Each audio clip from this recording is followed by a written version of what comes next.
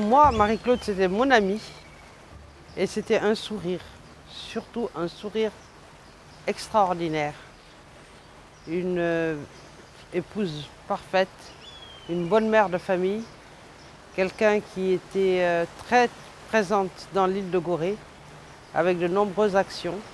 Elle était conseillère municipale, elle était marraine de la chorale de Gorée et surtout elle avait une qualité d'écoute extraordinaire avec toutes les personnes de tous les niveaux, autant avec les enfants qu'avec les gens appelés déficients mentaux. Elle avait une qualité d'écoute extraordinaire. Elle pouvait les écouter parler et sa maison était toujours ouverte. Quel que soit le moment, elle était ouverte et disponible.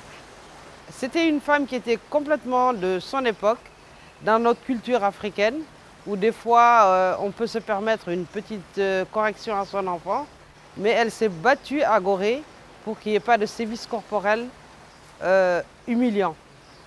Et là, elle était vraiment très impliquée dans l'école. Elle le faisait savoir à tout le monde, avec sa gentillesse habituelle, mais avec beaucoup de fermeté. Vraiment beaucoup de fermeté. Elle a milité sans être dans un parti, dans un mouvement écologique pour Gorée.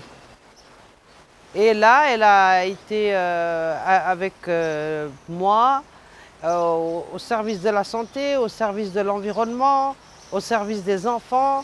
Elle a longtemps scolarisé ses enfants ici. Donc elle était impliquée dans l'école, elle allait voir ce qui se passait.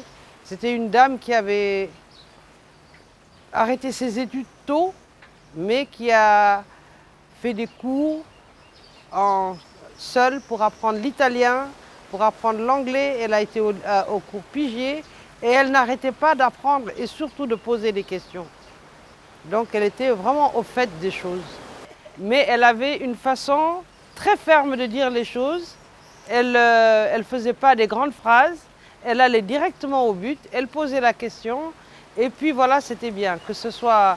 Et elle le posait avec un regard et une très si grande gentillesse que même si ce qu'elle pouvait dire paraissait dur, ça passait parce qu'elle le disait avec amour.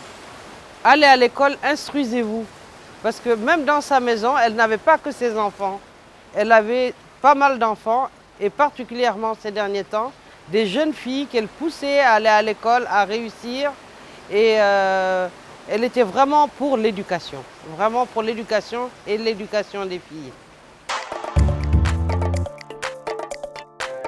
En tout cas, je peux dire que je suis très fière d'elle.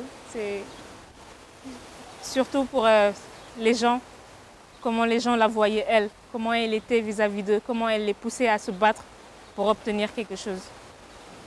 Enfin, si je veux prendre un exemple, ce serait peut-être sur moi, parce que je n'aimais pas du tout l'école.